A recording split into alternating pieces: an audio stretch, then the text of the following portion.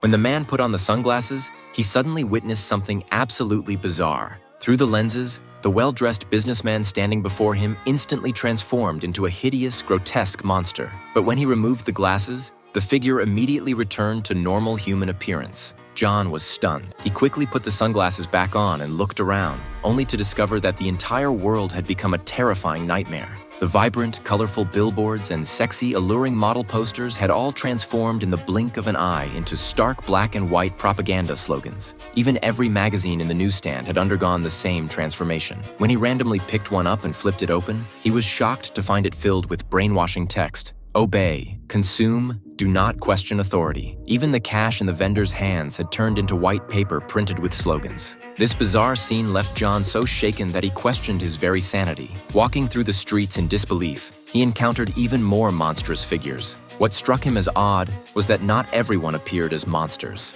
They typically showed up among the well-dressed, upper-class crowd. It wasn't until John saw that even the president on television was a monster that he finally realized the truth. The country was no longer ruled by humans, but by creatures wearing human skin as disguises. Thinking about his current impoverished situation, which was all thanks to these monsters, John was instantly filled with rage. Just as his anger was reaching a boiling point with nowhere to vent, an old creature wearing a fur coat bumped into him. John didn't hold back and let loose with a verbal assault. You know, you look like your head fell on the cheese dip back in 1957. The wealthy old woman was instantly terrified, never expecting that this man could see through her disguise. She immediately made strange sounds into her watch. John looked around in confusion, only to witness an even more disturbing scene. Suddenly, all the monsters in the store began walking toward him. As they closed in, they described John's appearance through their watches.